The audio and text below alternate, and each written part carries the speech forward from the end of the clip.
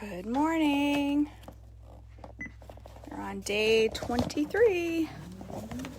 All right, I'm going to jump right in because I have got Sam's Club this morning. My Sunday Sam's Club.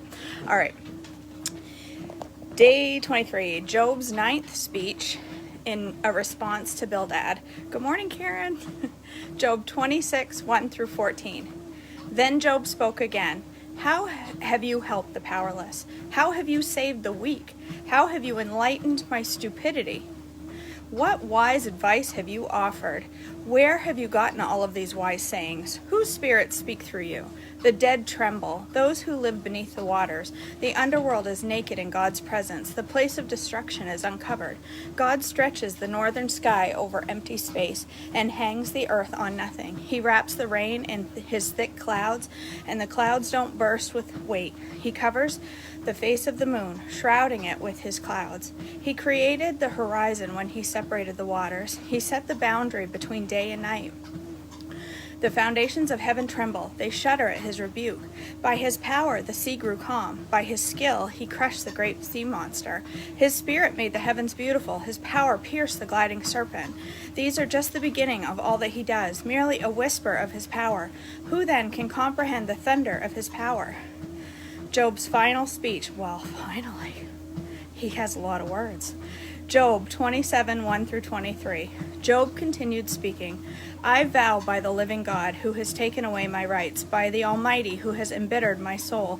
As long as I live, while I have breath from God, my lips will speak no evil, and my tongue will speak no lies. I will never concede that you are right. I will defend my integrity until I die. I will maintain my innocence without wavering. My conscience is clear for as long as I live. May my enemy be punished like the wicked, my adversary like those who do evil. For what hope do the godless have when God cuts them off and takes away their life? Will God listen to their cry when trouble comes upon them?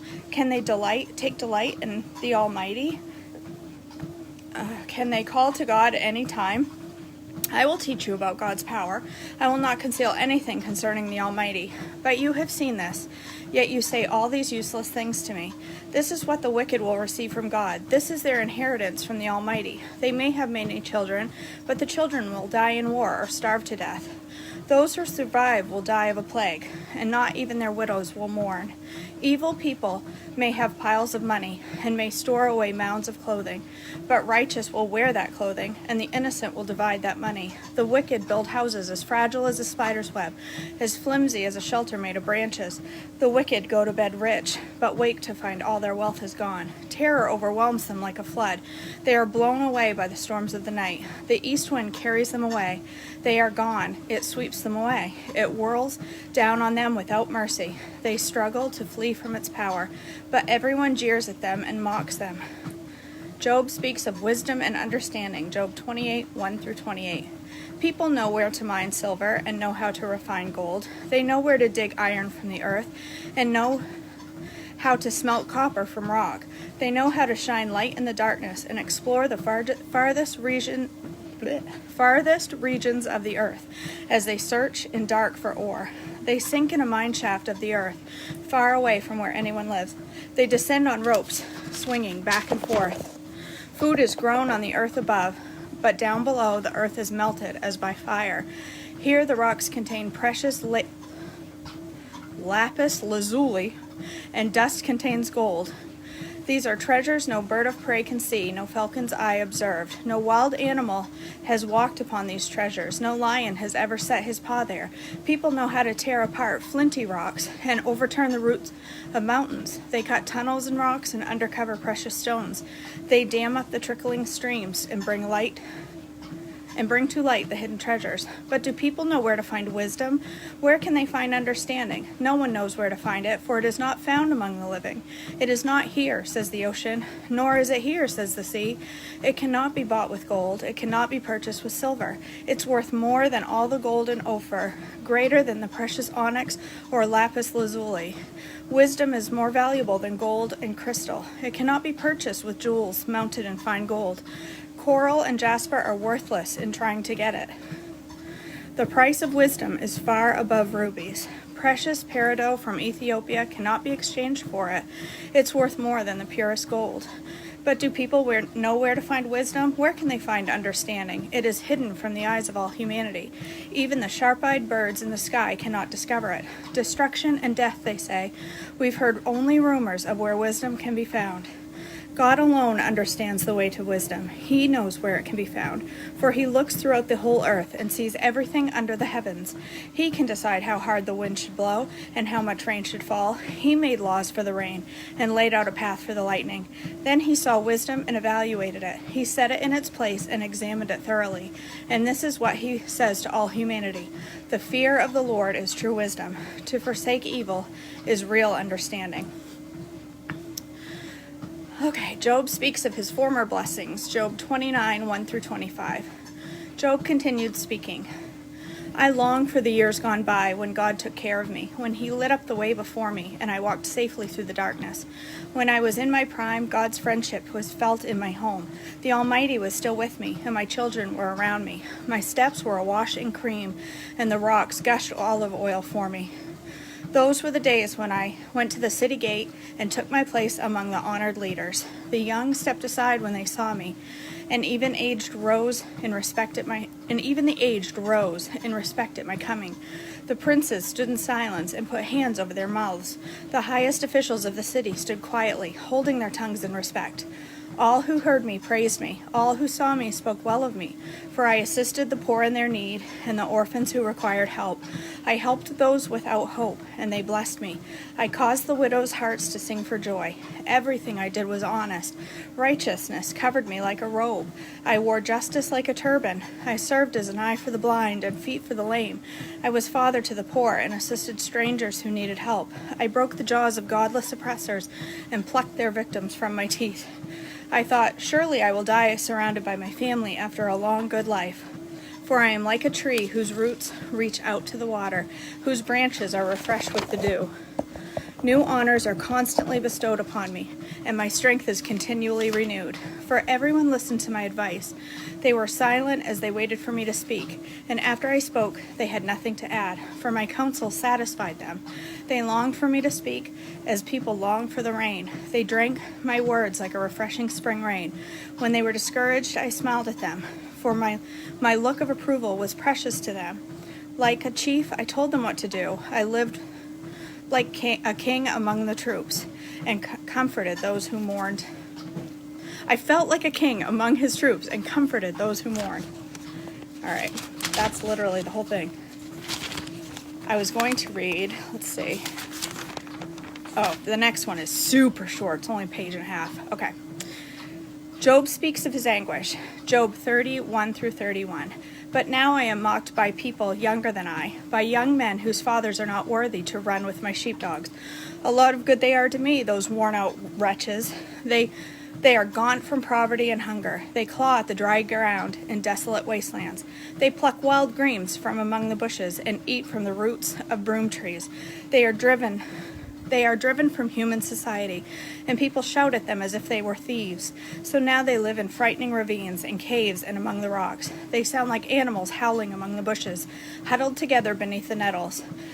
They are nameless fools, outcasts from society. And now they mock me with their vulgar songs. They taunt me. They despise me and won't come near me, except to spit on my face. For God has cut my bowstring. He has humbled me, so they have thrown off all restraint. These outcasts oppose me to my face. They send me sprawling and lay traps in my paths. They block my road, and everything they do everything they can to destroy me. They know I have no one to help me. They come at me from all directions. They jump on me when I am down. I live in terror now. My honor has blown away in the wind, and my prosperity has vanished like a cloud. And now my life seeps away. Depression haunts my days. At night my bones are filled with pain, which gnaws at me relentlessly. With a strong hand, God grabs my shirt. He grips me by the collar of my coat. He has thrown me into the mud. I am nothing more than dust and ashes. I cry to you, O God, but you don't answer. I stand before you, but you don't even look. You have become cruel towards me. You use your power to persecute me. You throw me into the whirlwind and destroy me in the storm. And I know you are sending to me to my death, the destination of all who live. Surely no one would turn against the needy when they cry for help in their trouble. Did I not weep for those in trouble? Was I not deeply grieved for the needy? So I looked for good, but evil came instead. I waited for light, but darkness fell. My heart is troubled and restless. Days of suffering torment me. I walk in gloom without sunlight. I stand in the public square and cry for help. Instead, I am considered a brother to jackals, a companion to owls. My skin has turned dark, and my bones burn with fever. My harp plays sad music, and my flute accompanies those who weep. Job's final protest of innocence, Job 31, 1 through 40. I made a covenant with my eyes, not to look with lust at a young woman. For what has God above chosen for us? What is our inheritance from the Almighty on high? Isn't it calamity for the wicked and misfortune for those who do evil? Doesn't he see everything I do and every step I take? Have I lied to anyone or deceived anyone? Let God weigh me on the scales of justice, for he knows my integrity. If I have strayed from his pathways, or if my heart has lusted for what my eyes have seen, or if I am guilty of any other sin, then let someone else eat the crops I have planted. Let all that I have planted be uprooted. If my heart has been seduced by a woman, or if I have lusted for my neighbor's wife, then let my wife serve another man. Let other men sleep with her. For lust is a shameful sin, a crime that should be punished. It is fire that burns all the way to hell. It would wipe out everything I own. If I have been unfair to my male or female servants when they brought their complaints to me, how could I face God? What could I say when he questioned me? For God created both me and my servants. He created both of us in the womb. Have I refused to help the poor or crushed the hopes of widows? Have I been stingy with my food and refused to share it with orphans? No, from childhood I have cared for orphans like a father, and all my life I have cared for widows.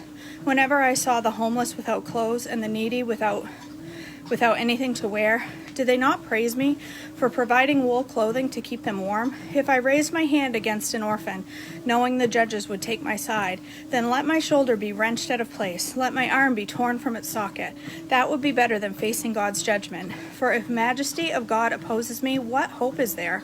Have I put my trust in money, or felt secure because of my gold? Have I gloated about my wealth and all that I own?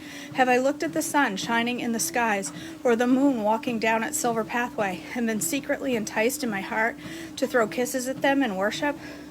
If so, I should be punished by the judges, for it would mean I had denied the God of heaven. Have I ever rejoiced when disaster struck my enemies, or become excited when harm came their way? No, I have never sinned by cursing anyone or by asking for revenge. My servants have never said, he let others go hungry. I have never turned away a stranger, but have opened my doors to everyone. Have I tried to hide my sins like other people do, concealing my guilt in my heart? Have I feared the crowd or the contempt of the masses so that I kept quiet and stayed indoors? If only someone would listen to me. Look, I will sign my name to my defense. Let the Almighty answer me. Let my accuser write out the charges against me. I would face the accusation proudly. I would wear it like a crown, for I would tell him exactly what I have done. I would come before him like a prince. If my land accuses me, and all its furrows cry out together, or if I have stolen its crops or murdered its owners, then let the thistles grow on the land instead of wheat, and weeds instead of barley. Job's words were ended. All right, did 2 days, so we're almost caught up. The next day it says January 28th, so we're almost caught up to the actual date. Job has helped us catch up. So, okay. All right. Let's see. How many minutes was it? 14. That's not too shabby. Let me go ahead and hit stop. All right. Here we go. I hope you got some blessing out of that today. I hope you have a wonderful Sunday.